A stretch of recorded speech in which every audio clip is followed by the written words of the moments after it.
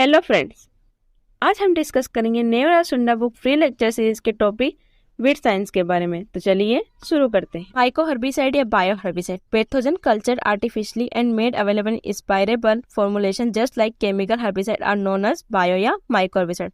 मतलब ये किसी इंसेक्ट के द्वारा इनको बनाया गया है। ये सबसे पहले डिवाइन, ये फर्स्ट माइको हर्बिसाइड है। Liquid suspension of fungal spores of Phytophthora palmivora. ये टारगेटेड वीट है। इसका कौन सा? Strangler vine in citrus Morrenia odorata. Next है कोलेगो। कोलेगो 1982 में बना है। Wettable powder containing fungal spores of Colletotrichum gloeosporioides. ये जॉइन विच जो होता है राइस का, उसको कंट्रोल करने के लिए यूज किया जाता है। बायोमल है नेक्स्ट बायो हर्बिसाइड। ये वेटेबल पाउडर रूप में होता है। ये फंगल स्पोर्स कोलेडोट्राइकम ग्लोस्पुरोइड से निकाला गया है। मालवा पुष्टि पुसिला कंट्रोल करता है। बाइपोलारिस फर्मेंटेंस प्रोडक्ट और स्प्रेटोमाइटिस हाइग्रोस्पीसीज हाइग्रोस्कोपिक्स सोरकम हेल्पेंस को कंट्रोल करने के लिए यूज किया जाता है। ल्यूबुओ 2 कोलेडोट्राइकम ग्लोस्पुरोइड सब स्पीसीज कस्कुटा से निकाला गया है। कस्कुटा को कंट्रोल करने के लिए यूज किया जाता है। हर्बिसाइड रेजिस्टेंट की तो इंडिया में सबसे पहले हर्बिसाइड रेजिस्टेंट कब रिपोर्ट किया गया था? व्हीट क्रॉप में किया गया था, हरियाणा में। Phalaris minor found resistant to isoproturon. जो फ्लेरिस माइनर वीड होता है व्हीट का, वो उसमें रेजिस्टेंसी आ गई है आइसोप्रोटीन के लिए। इसको रिपोर्ट किया था मलिक एंड सिंह ने 1993 में। Highest number of weed found resistant against atrazine. जो highest number of weed found किए गए जिनमें जो एट्राजिन हर्बिसाइड है उसके अगेंस्ट रेजिस्टेंसी आ गई है 66 वीड स्पीसीज के लगभग है। और maximum number of weed resistant has been reported in wheat crop. Wheat crop में ही सबसे ज्यादा मैक्सिमम वीड रेजिस्टेंट का खोज किया गया है। टाइप्स ऑफ रेजिस्टेंसी हम बात करें तो क्रॉस रेजिस्टेंसी और मल्टीपल रेजिस्टेंट। क्रॉप रेजिस्टेंट क्या होता है? In this a weed biotype is resistant to 2 or more herbicide due to presence of single resistant mechanism। एक सिंगल रेजिस्टेंट मैकेनिज्म के द्वारा ये 2 या 2 से अधिक हर्बिसाइड के लिए क्या होता है? रेजिस्टेंट होता है। और मल्टीपल रेजिस्टेंट क्या होता है? In this a weed biotype is resistant to 1 herbicide due to presence of 2 और मोर डिस्टिंक्ट रेजिस्टेंट मैकेनिज्म। एक हर्बिसाइड के रेजिस्टेंट होता है 2 या 2 से ज्यादा डिस्टिंक्ट रेजिस्टेंट मैकेनिज्म के द्वारा। अब feed management in common field crop हम देखें तो राइस में एनिलोफॉस यूज किया जाता है। इसका डोज लिया जाता है 300 to 450 ग्राम पर हेक्टेयर। इसका टाइम ऑफ एप्लीकेशन होता है प्री इमरजेंस। ये 3 to 4 डे आफ्टर सोइंग किया जाता है। इसको एक ग्रासेस को कंट्रोल करता है। बीटाक्लोर जो है 1.5 kilogram per hectare pre emergence है, ग्रासेस में यूज किया जाता है इसको। राइस में हम बात करें डायरेक्ट सीडेड अपलैंड राइस में तो इसमें है बिस्पिरन सोडियम, बेंथियोकार, पायरोजेल्पियम, फेनोक्सरोपो। जो पेंथियोकार्प है उसका 2 किलोग्राम पर। इसमें हम देखते हैं मेन जो हर्बिसाइड ज़्यादा यूज किया उनके बारे में ही हम पढ़ेंगे। तो बेंथियोकार्प जो 2 किलोग्राम पर हेक्टेयर यूज किया जाता है। ये एक प्री इमरजेंस हर्बिसाइड है और इसका यूज किया जाता है ग्रासेस में। ब्रॉड लीफ वीड जो होते हैं उनको कंट्रोल करने के लिए। पायरेजोसल्फ्यूरन 20 ग्राम per hectare early post emergence herbicide grasses और ब्रॉड लीफ वीड में यूज किए जाते हैं। 240 जो है 0.75 किलोग्राम पर हेक्टेयर किया जाता है। ये भी पोस्ट इमरजेंस हर्बिसाइड है ब्रॉड लीफ वीड और सेज को कंट्रोल करने के लिए। पेंटीमेथिलिन 1 किलोग्राम पर हेक्टेयर, ये प्री इमरजेंस है। ट्रांसप्लांटिंग के 3 से 5 दिन बाद इसका यूज किया जाता है। ये ग्रासेस को कंट्रोल करने के। प्रोपेनिल क्या है? 0.84 किलोग्राम पर हेक्टेयर यूज किया जाता है 3 to 4 leaf stage grasses and broadly weed को कंट्रोल करने के लिए। नाइट्रोफेन 2 किलोग्राम पर हेक्टेयर डोज लिया जाता है। ये प्री इमरजेंस हर्बिसाइड है। ये ग्रासेस कंट्रोल करने के लिए। एनिलोफॉस 300 to 450 ग्राम लिया जाता है। ये भी प्री इमरजेंस है। इसको ट्रांसप्लांटिंग के 3 से 5 दिन बाद यूज किया जाता है। ये भी ग्रासेस को कंट्रोल करता है। अब वीट के हम वीट देखेंगे तो वीट में है आइसोप्रोटीरन। 1 किलोग्राम पर हेक्टेयर, ये पोस्ट इमरजेंस हर्बिसाइड है। 25 से 30 दिन बाद इस यूज करते हैं। ये ग्रासेस के लिए यूज किया जाता है फ्लेरिस माइनर कंट्रोल करने के लिए। क्लेडिनोफ्रोप प्रोपेरिगिल 60 ग्राम पर हेक्टेयर यूज किया जाता है। ये पोस्ट इमरजेंस हर्बिसाइड है। वाइल्ड टोट और फ्लेरिस माइनर कंट्रोल करता है। सल्फोसल्फ्यूरन 25 ग्राम पर हेक्टेयर यूज किया जाता है। ये पोस्ट इमरजेंस हर्बिसाइड है। 30 से 35 दिन बाद यूज करते हैं इसको सोइंग के। ब्रॉड स्पेक्ट्रम को कंट्रोल करने के लिए कार्बेंटेंजाजोन 20 ग्राम per hectare post emergence herbicide है। 25 से 30 दिन बाद ब्रॉडली वीड और मालवेसी स्पीसीज कंट्रोल करने के लिए। पिनाक्साडेन 40 ग्राम per hectare post emergence herbicide 25 से 30 दिन बाद।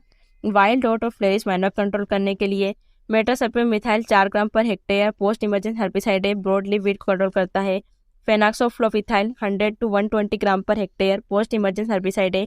वाइल्ड डॉट और फ्लेरिस माइनर को 240.50 kg per hectare post emergence herbicide है। ब्रॉडली वीड को कंट्रोल करता है। मेज, बाजरा और सोरकम के हम देखें तो इसमें सिमाजिन और एट्राजिन 240 3 हर्बिसाइड यूज किए जाते हैं। सिमाजिन जो होता है 1 किलोग्राम पर हेक्टेयर यूज किया जाता है। ये प्री इमरजेंस और अर्ली पोस्ट इमरजेंस दोनों में यूज किया जाता है। ब्रॉड स्पेक्ट्रम वीट को कंट्रोल करता है। Atrazine 0.5 to 0.75 kg per hectare. Post pre emergence and early post emergence wheat है। ब्रॉड स्पेक्ट्रम वीट को कंट्रोल करता है। 240.5 से 0.75 किलोग्राम पर हेक्टेयर यूज किया जाता है। ये भी पोस्ट इमरजेंस के रूप में यूज किया जाता है बैक्टीरियल ब्रॉडली स्पेक्ट्रम वीट को कंट्रोल करने के लिए। पल्सेस में यूज किया जाना है हर्बिसाइड कौन कौन से है? पेंडिमेथिलिन, ऑक्सीफ्लोरोफेन, फ्लूक्लोरलिन, इमेजिथापर, किजालफ्रॉप, alachlor. पेंडिमेथिलिन 1 kilogram per hectare use किया जाता है। प्री इमरजेंस हर्बिसाइड है। ग्रासेस और सम ब्रॉडली वीट को कंट्रोल करता है। ऑक्सीफ्लोरोफेन जो प्री इमरजेंस हर्बिसाइड है, ये ब्रॉड स्पेक्ट्रम वीट को कंट्रोल करता है। फ्लूक्लोरलिन 1 किलोग्राम पर हेक्टेयर यूज किया जाता है प्री प्लांट इनकॉर्पोरेशन, मतलब सोइंग के पहले ग्रासेस को यूज कंट्रोल करने के लिए। इमेजिथापर 75 से 100 ग्राम per hectare early post emergence herbicide है बैक्टीरिया ब्रॉडली वीट, सेजेस और ग्रासेस कंट्रोल करने के लिए। किजानफ्लॉप पोस्ट इमरजेंस हर्बिसाइड है, ग्रासेस कंट्रोल करता है। एलाक्लोर प्री इमरजेंस हर्बिसाइड है, ग्रासेस को कंट्रोल करता है। सोयाबीन के हर्बिसाइड हम देखें ट्राइफ्लोरलिन, पेंडिमेथिलिन, मेट्रिपिजिन, फ्लूक्लोरलिन, इमेजिथापर, किजालफ्रॉप, इथाइल और एलाक्लोर। ट्राइफ्लोरलिन जो है प्री प्लांट इनकॉर्पोरेशन उसका यूज किया जाता है ग्रासेस कंट्रोल करने के लिए। पेंडिमेथिलिन प्री इमरजेंस है। Metribuzin pre emergence, fluchloralin pre plant incorporation, ये सब ग्रासेस कंट्रोल करने के लिए यूज करते हैं। इमेजिथापर जो है पोस्ट इमरजेंस हर्बिसाइड है बैक्टीरियल लीफाइड, सेजेस और ग्रासेस को कंट्रोल करता है। एलाक्लोर 1.5 किलोग्राम पर हेक्टेयर इसका यूज किया जाता है। ये प्री इमरजेंस है, ग्रासेस और सम ब्रॉड लीफ वीट को कंट्रोल करता है। हम देखें फ्लूक्लोरलिन, पेंडिमेथिलिन, मेट्रापिजिन, फ्लूक्लोरलिन, इमेजिथापर, क्विजालफ्लोपिन है। शुगर केन में हम देखें तो एट्राजिन, 2,4-D, ग्लाइफोसेट और मेट्रिपिजिन यूज किया जाता है। एट्राजिन जो है इसका 1.5 से 2 kilogram per hectare dose use किया जाता है। ये प्री इमरजेंस हर्बिसाइड है और ब्रॉड स्पेक्ट्रम वीट को कंट्रोल करता है। 2,4-D 2.5 kilogram per hectare post emergence herbicide. Glyphosate post emergence herbicide है और वीट को कंट्रोल करता है शुगर केन के। मेट्रिपिजिन जो है प्री इमरजेंस हर्बिसाइड है जो ग्रासेस को कंट्रोल करने। कॉटन में हम देखें डाईयूरोन, ये pre emergence herbicide grasses control करता है। ऑक्सीडाइजोन है प्री इमरजेंस ग्रासेस को। Butachlor pre emergence herbicide grasses control करता है। फ्लूक्लोरलिन प्री प्लांट इनकॉर्पोरेशन, ये भी ग्रासेस कंट्रोल करता है। Pendimethalin pre emergence grasses control करता है। Quizalofop ethyl post emergence herbicide grasses को। ग्लाइफोसेट पोस्ट इमरजेंस हर्बिसाइड सभी क्रॉप को वीट को कंट्रोल करता है। Glufosinate post emergence herbicide all weed को। अब हम बात करें वेजिटेबल की तो ऑलमोस्ट ऑल वेजिटेबल में फ्लूक्लोरलिन, पेंडिमेथिलिन यूज किया जाता है। फ्लूक्लोरलिन जो है प्री प्लांट इनकॉर्पोरेशन है और जो पेंडिमेथिलिन है प्री और पोस्ट ट्रांसप्लांटिंग हर्बिसाइड है। फ्लूक्लोरलिन ग्रासेस और सम ब्रॉड लीफ वीट को कंट्रोल करता है। पेंडिमेथिलिन ग्रासेस सम ब्रॉड लीफ वीट को। ऑनियन ग्लाइनिंग में ऑक्सीफ्लोरोफेन यूज किया जाता है। इसका डोज रखा जाता है 200 से 250 ग्राम पर हेक्टेयर। ये प्री और पोस्ट ट्रांसप्लांटिंग यूज किया जाता है। Grasses some broad leaf wheat. ऑक्सीडिरगाल 90 gram per hectare 0 to 3 days after transplanting use किया जाता है ग्रासेस सेल्स को कंट्रोल करने के लिए। ऑक्सीडाइजोन 0.5 to 0.75 किलोग्राम पर हेक्टेयर इसका डोज यूज किया जाता है प्री और पोस्ट ट्रांसप्लांटिंग में ग्रासेस को कंट्रोल करने के लिए। पोटैटो एंड ऑनियन में ब्यूटाक्लोर यूज किया जाता है 1 किलोग्राम पर हेक्टेयर इसका डोज रखा जाता है प्री और पोस्ट ट्रांसप्लांटिंग ग्रासेस और सम ब्रॉड लीफ वीट को कंट्रोल करता है। नेक्स्ट हम बात करें simazine, withdrawn from use in India. So at present atrazine is only the herbicide most commonly use for weed control maize, sorghum and pearl millet. तो atrazine अकेला अभी ऐसा हर्बिसाइड है जिसको मोस्टली यूज किया जाता है वीट कंट्रोल के लिए मेज में, सोरगम में और पर्ल मिलेट में। और सीमेजिन जो है विथड्रॉन हो गया है इंडिया से। नोट हम बात करें at the time of application of most of herbicide in the crop ensure sufficient moisture level in the field. मतलब हम जब हर्बिसाइड दे रहे हैं तब हमें ये इंश्योर करना चाहिए कि जो मॉइस्चर लेवल है वो सफिशिएंट होना चाहिए। BLW का मतलब क्या था? Broad leaf wheat. PPI का मतलब है प्री प्लांट इनकॉर्पोरेशन। PE का मतलब है प्री इमरजेंस। POE का मतलब है पोस्ट इमरजेंस। और DAS का मतलब है डे आफ्टर सोइंग। और DAT का मतलब है day after transplanting. Active ingredient of toxicant all dose of herbicide given in about table, सभी इसमें दे रखे हैं टेबल में। अब हम बात करते हैं एपोप्लास्टिक और सिम्प्लास्टिक। एपोप्लास्टिक क्या होते हैं कि इसमें जो हर्बिसाइड का मूवमेंट होता है वो जाइलम के थ्रू होता है, उसको क्या बोलते हैं? एपोप्लास्ट। और हर्बिसाइड का मूवमेंट अगर फ्लोएम के थ्रू होता है, लिविंग टिश्यू के थ्रू, तो उसको बोलते हैं सिम्प्लास्टिक। इसका एग्जाम्पल है glyphosate. Note 2,4-D kill the dicot wheat. जो 2,4-D है वो डाइकोट वीट जो ब्रॉड लीफ होते हैं उनको कंट्रोल करता है और साथ साथ में सेज जो मोनोकोट भी है उसको भी कंट्रोल करता है among the monocot cereal. But it are not during pulses. 2,4-D को पल्सेस में यूज नहीं किया जाता है, कॉटन में यूज नहीं किया जाता है। पल्सेस में यूज करते हैं 2,4-D भी। MCP is applied instead of 2,4-D MCP due to absence of beta oxidant in pulses, harmful होता है ये। स्ट्राइगोल क्या होता है? A stimulant release from root of sorghum, maize and sugar cane induce germination of Striga species and help in attachment with host root. ये क्या sorghum में जो शुगर केन की जो रूट होती है उससे रिलीज होता है, स्ट्राइगा के जर्मिनेशन को अफेक्ट करता है। अब हम बात करते हैं हर्बिसाइड और उनके ट्रेड नेम के बारे में और उनका टाइम ऑफ एप्लीकेशन क्या रहेगा। एलाक्लोर का ट्रेड नेम है लासो या क्रॉप स्टार, ये प्री इमरजेंस हर्बिसाइड है। एट्राजिन का ट्रेड नेम है एट्राटा। ये ट्रेड नेम क्या होता है कि इस नाम से ये हमें मार्केट में मिलते हैं। Butachlor Machete pre emergence. Bispyribac पिवेक का sodium Nominee Gold post emergence. Fluchloralin Basalin pre plant incorporation है। ग्लाइफोसेट का ट्रेड नेम है Roundup post emergence. Imazethapyr का नाम है guard early post emergence. Isoproturon का ट्रेड नेम है रोनक या एरोलिन पोस्ट इमरजेंस है। Metribuzin Sencor pre emergence. Metsulfuron escort Tok post emergence. Nitrofen Tok 25 ये पोस्ट इमरजेंस हर्बिसाइड है। ऑक्सीफ्लोरोफेन का नाम है गोल, ये प्री इमरजेंस है। पेंडिमेथिलिन स्टाम प्री इमरजेंस हर्बिसाइड। पेराक्वाड स्वीप या ग्रामोक्सन के नाम से मिलता है, नॉन सिलेक्टिव हर्बिसाइड है। प्रोपेनिल का ट्रेड नेम है स्टाम F34 पोस्ट इमरजेंस हर्बिसाइड है। पायरेजोसल्फ्यूरन का नाम है Saathi early post emergence. Sulfosulfuron Leader post emergence. 240 sodium salt Fernoxone post emergence herbicide है। 240 एमाइन सोल्ट वीडर, ये भी पोस्ट इमरजेंस है। और 240 एस्टर्स, इसका नाम है विडोन, ये पोस्ट इमरजेंस हर्बिसाइड। कुछ इंपॉर्टेंट पॉइंट की हम बात करें। Discovery of 240 herbicide Herald the birth of wheat science in agriculture. मतलब वीट साइंस में कंट्रोल के लिए जब कब हुआ था, मतलब क्रांति कब आई थी, क्रांति टाइप आई थी 240 की डिस्कवरी की बात, तभी जाके हम वीट को आसानी से कंट्रोल कर पा रहे थे एग्रीकल्चर में। The site of action of glufosinate herbicide inhibition of glutamine synthesis. Atrazine is currently known as account for most number of wheat species. सबसे ज्यादा वीट स्पीसीज को कंट्रोल करने के लिए कौन सा यूज किया जाता है, atrazine. Wheat is currently known as account for most number of wheat species in world. और वीट सबसे ज्यादा यूज किया वीट जो है उसमें सबसे ज्यादा वीट स्पीसीज पाई जाती है। Water health suitable habitat for insect vector transmitting disease like dengue, chikungunya, malaria and accumulate heavy metal lead cadmium. Water health है वो बहुत सारी डिसीज को ट्रांसमिट करता है, डेंगू, चिकनगुनिया और मलेरिया को, और ये बहुत सारी हेवी मेटल से लीड, कैडमियम, मर्क्यूरी को भी एक्यूमुलेट करता है। सब फैक्ट हम बात करें। The selective of triazine due to glutathiones S transferase. DNOC 4,6-डाइनाइट्रो orthocresol developed the first organic herbicide in 1932। First organic herbicide को देखें तो 1932 में डेवलप किया गया था DNOC। Metsulfuron methyl is an exclusive broad leaf killer and good substitute 240। ये 240 का एक बेस्ट सब्स्टिट्यूट है, इसका यूज ब्रॉड लीव को कंट्रोल करने के लिए किया जाता है। The yield losses due to weed infection direct seeded rice are higher than transplanted. Transplanted rice की तुलना में डायरेक्ट सीडेड राइस अगर बोया है तो उसमें ईल्ड लॉस ज्यादा होगी वीट के द्वारा, क्योंकि वहां पे वीट का इन्फेक्शन ज्यादा रहेगा। Glyphosate is a systemic translocated non selective herbicide. Glyphosate एक trans systemic non selective herbicide है।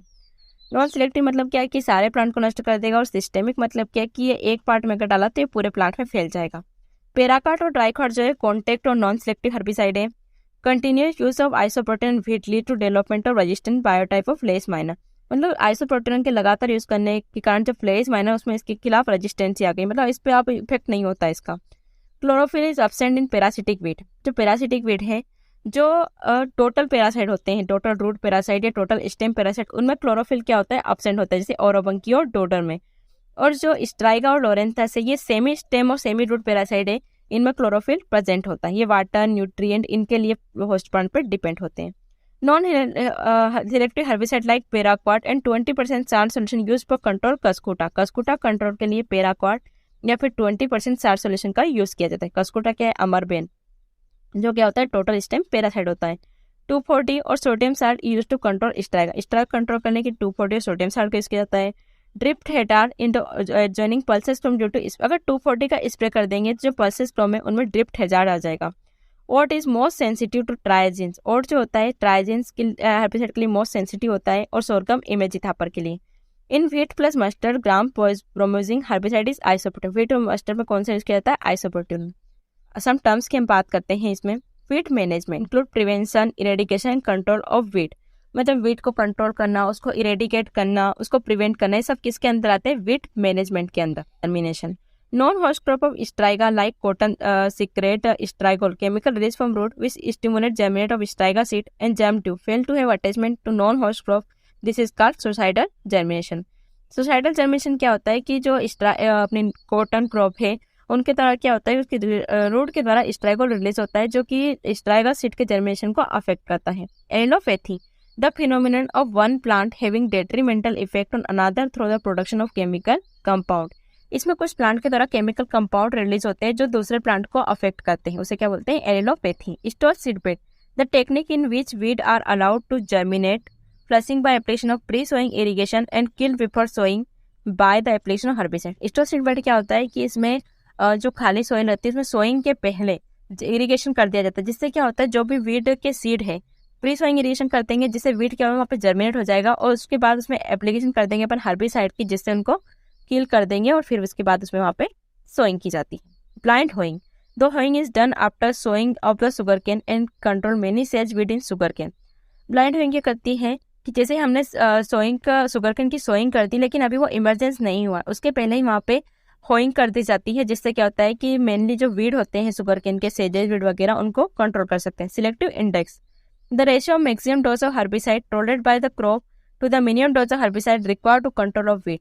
ये किसका रेशियो होता है कि हमने कितना उसमें क्रॉप जो है हमारी वो कितना मैक्सिमम डोज हर्बिसाइड का टोलरेट कर सकती है और कितना उसको रिक्वायर्ड है वीड को कंट्रोल करने के लिए, उसके रेशियो क्या कहते हैं, selectivity index. Higher the selectivity index means greater the safety to a crop if the selective index is greater than 2 the herbicide is safe for crop। मतलब जितना सिलेक्टिव इंडेक्स ज़्यादा होगा उतना क्रॉप सेफ रहे, crop के लिए वो safe है। सिलेक्टिव इंडेक्स ग्रेटर देन 2 है तो वो हर्बिसाइड सेफ है क्रॉप के लिए। सिलेक्टिव इंडेक्स का हम देखें formula, maximum dose of herbicide tolerate by a crop upon maximum dose required to control weeds. Next other important point की हम बात करें, एंगस्ट्रोम। एंगस्ट्रोम क्या होता है, it is the 1/10 millionth of a metre. Angstrom को हम 10⁻10 मीटर या फिर 10⁻7 मिलीमीटर या 10⁻8 सेंटीमीटर के बराबर होता है। ए वैल्यू का जो प्रपोज किया गया था फ्रेंड एंड डीन के द्वारा 1952 में किया गया था, ये क्या करता है कि जो हमारी सॉइल है उसमें न्यूट्रिएंट की अवेलेबिलिटी को डिटरमाइन करता है। ये मेनली यूज होता है available of phosphorus and soil sulphur in soil, इसको एक्सप्रेस किया जाता है B1-5 में। एसिड फॉर्मिंग फर्टिलाइजर कौन कौन से हैं, ammonium sulphate, ammonium chloride, anhydrous ammonia और यूरिया, ये एसिड फॉर्मिंग फर्टिलाइजर है। एसिड सल्फेट सॉइल की हम बात करें तो एसिड सल्फेट जो सॉइल क्या होती है, वेरी एसिडिक सॉइल होती है। इसका जो पीएच होता है वो 4 से भी कम होता है, लगभग 3.5 के बराबर होता है। इस way sulphuric acid formed by the oxidation of sulphur bearing ferrous pyrite mineral found primarily in coastal deltaic estuarine area of the humid tropics also referred clay के। जो एसिड सल्फेट सॉइल है उसको क्लेट क्ले भी कहा जाता है। Addition जो होता है, the force of attraction that bind the molecule of different kind.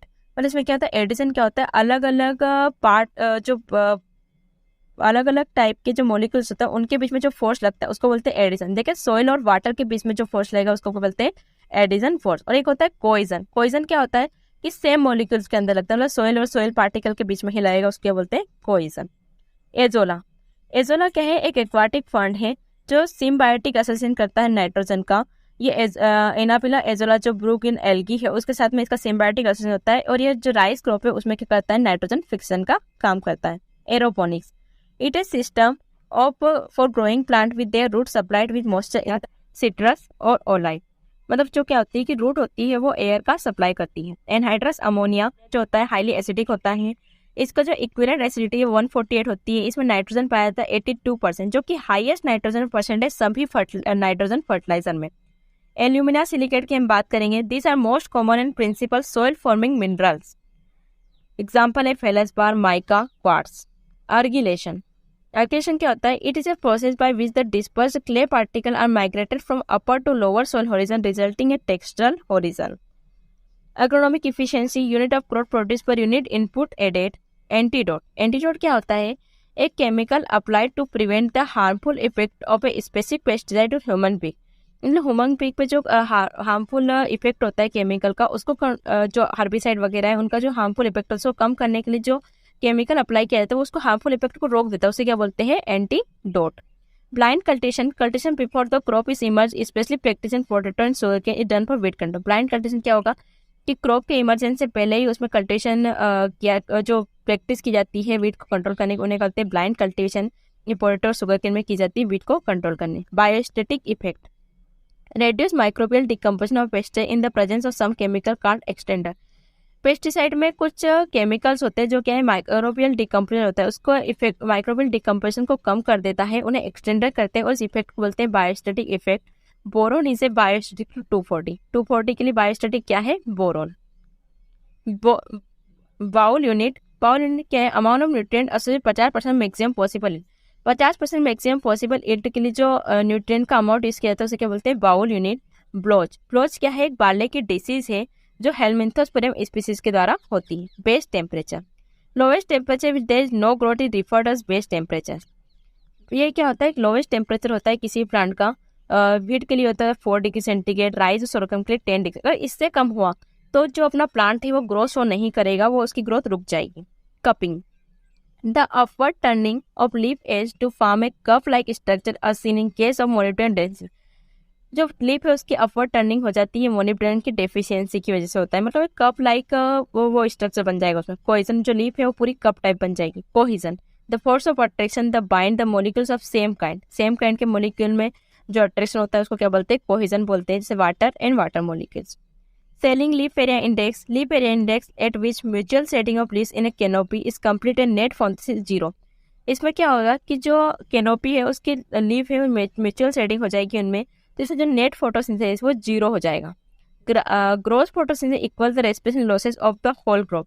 इसमें जो रेस्पिरेशन लॉसेस है और ग्रोस फोटोसिंथेसिस वो दोनों इक्वल हो जाएंगे, मतलब फोटोसिंथेसिस यहाँ पर होगा ही नहीं, 0 फोटोसिंथेसिस होगा. क्रॉपिंग इंटेंसिटी क्या होती है total sown area upon net cultivated into area, मतलब कितना टोटल पूरे साल में सोइंग की गई है कितने एरिया में और टोटल नेट कल्टिवेटेड एरिया अपने पास कितना है उसको बोलते हैं क्रॉपिंग इंटेंसिटी. कार्डिनल टेम्परेचर का जो कंसेप्ट है वो सेक के द्वारा दिया गया था 1860 में. कार्डिनल टेम्परेचर क्या होता है maximum temperature plus minimum temperature plus optimum temperature combine होते हैं, उस कंबाइन करके क्या बोलते हैं cardinal temperature.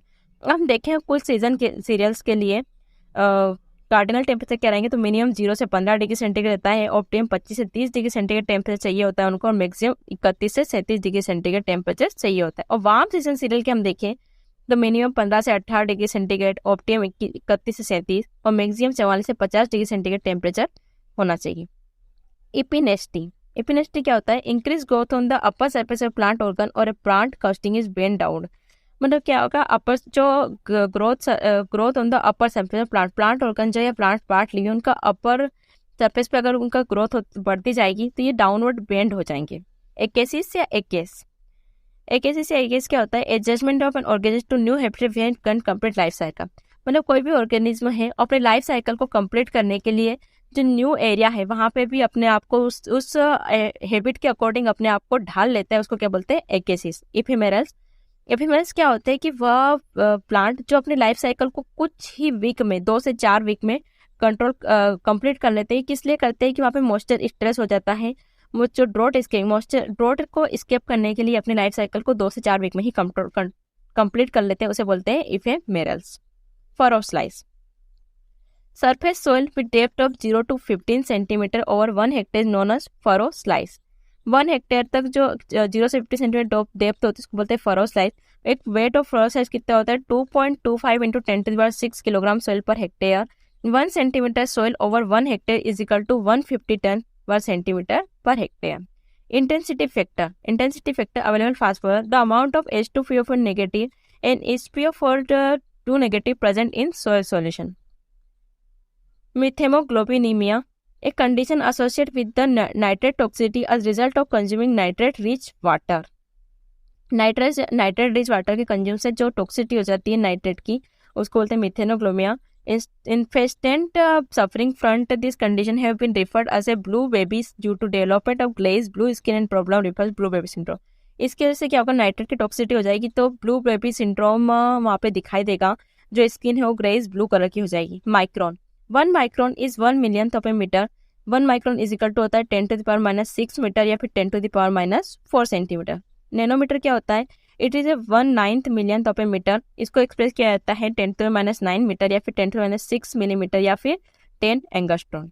It use to measure leaf temperature in addition to transpiration instrument assistant measurement. Porometer क्या एक इंस्ट्रूमेंट है जिसका यूज ट्रांसपिरेशन को मेजरमेंट करने के लिए यूज किया जाता है. Physiological maturity. When fruit growth is complete and photosynthesis are no longer translocated fruit is known as physiological maturity.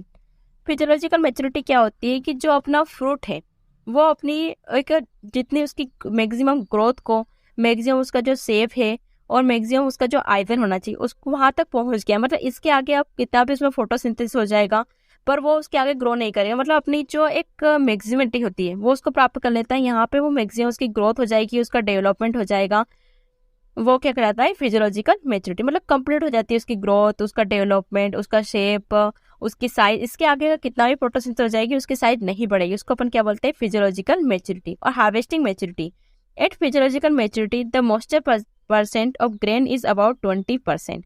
Harvesting maturity क्या होता है कि जो मॉइस्चर परसेंट होता है ग्रेन में 20% के अबाव है तो उसको बोलते हैं फिजियोलॉजिकल मैच्योरिटी पे, उसको बोलते हैं हार्वेस्टिंग मैच्योरिटी।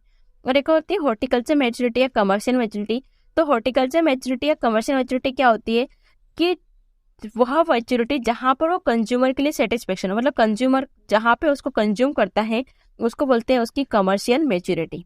मतलब चाहे वो फिजियोलॉजिकल मैच्योरिटी उसकी आई हो या नहीं आई हो, लेकिन जो कंज्यूमर है उसको जिस स्टेज पे करना होता है उस स्टेज पे वो उसको कंज्यूम करता है। जैसे लौकी है, उसको हम पूरी फिजियोलॉजिकल मैच्योरिटी आने के पहले ही कंज्यूम कर लेते हैं क्योंकि हमें हरी लौकी की सब्जी बनानी होती है। अगर लौकी में मैच्योरेशन आ जाएगा तो उसमें सीड वगैरह डेवलप हो जाएंगे तो फिर उसका यूज नहीं हो पाएगा। अब पॉपिंग, नेक्स्ट हम बात करते हैं पॉपिंग के बारे में। पॉपिंग क्या होता है, in groundnut pod without kernel और two are unfilled due to calcium deficit. इसमें क्या होता है ग्राउंडनट के जो पोड होते हैं वो उनमें कर्नल नहीं बन पाता है, जो अंदर जो ग्रेन है दाना है वो नहीं बन पाता है। किसकी वजह से होता है, कैल्शियम की डेफिशिएंसी। जो पोड होते हैं वो पूरे खाली खाली रह जाते हैं। Light use efficiency, the conversion efficiency और quantity of dry matter production per unit light interception is known as light use efficiency. Light जो भी क्वांटिटी और ड्राई मैटर कितना प्रोड्यूस हो रहा है उसको कितनी लाइट मिली थी और उसके बाद कितना ड्राई मैटर प्रोड्यूस है उसको बोलते हैं light use efficiency.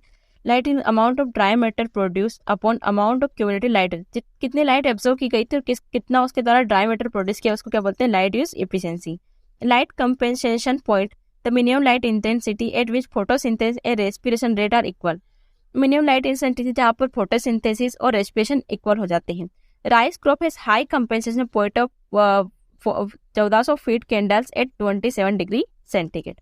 Light saturation point की हम बात करेंगे, the light intensity at which there is no further increase in the rate of photosynthesis इसका लाइट। मतलब ऐसा रहता है कि अगर कितनी भी आप एक्स्ट्रा लाइट अपन देते जाए, उसमें कितनी भी सनलाइट उसको मिलती रहे, लेकिन उसका जो मैच्योरेशन है, रेट ऑफ फोटोसिंथेसिस वो वहाँ पे नहीं बढ़ेगी। कितनी भी लाइट उसमें बढ़ा दी जाएगी पर रेट ऑफ फोटोसिंथेसिस उतनी की उतनी रहेगी, उसके बोलते हैं लाइट सैचुरेशन पॉइंट। जो लाइट सैचुरेशन है वो C4 प्लांट का हाई होता है C3 प्लांट की तुलना में। क्रॉप जियोमेट्री, क्रॉप जियोमेट्री क्या है, it is a spatial arrangement और plant regulatory of crop. Plant के जो स्पेशल अरेंजमेंट होता है प्लांट रेगुलेटरी उसको क्या बोलते हैं अपन crop geometry. The way in which the crop plant are arranged fit is usually referred to as crop geometry. Core watering, the first irrigation of crop is known as core watering and the depth apply the first watering is core depth. जो crop है हमारी उसमें जो first irrigation दिया जाता है उसको क्या बोलते हैं कोर वाटरिंग बोलते हैं, और जितनी डेप्थ तक अप्लाई होता है उसको क्या बोलते हैं core depth. Row crop, crop which are sowing in uniform spacing, मतलब एक यूनिफॉर्म स्पेस में, मतलब एक एग्जैक्ट स्पेस में उन क्रॉप को लगाया जाता है उसके बोलते हैं row crop. Example cotton. Selectivity ratio, selectivity ratio क्या है, it is the ratio of maximum dose tolerated by the crop to the minimum dose required to kill weed.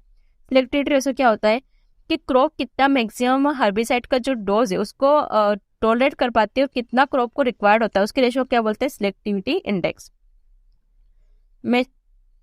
Saturation light intensity, saturation light क्या होता है, it is the maximum intensity at which the rate of photosynthesis reach a maximum value. यहाँ पे क्या होता है maximum intensity हो जाती है जहाँ पर जो फोटोसिंथेसिस मैक्सिमम पहुंच चुका है उसके आगे आपको कितनी भी लाइट उसमें रहेगी उसमें फोटोसिंथेसिस नहीं बढ़ेगा। Most of crop rich light saturation point है 1/5 ऑफ फुल सनलाइट।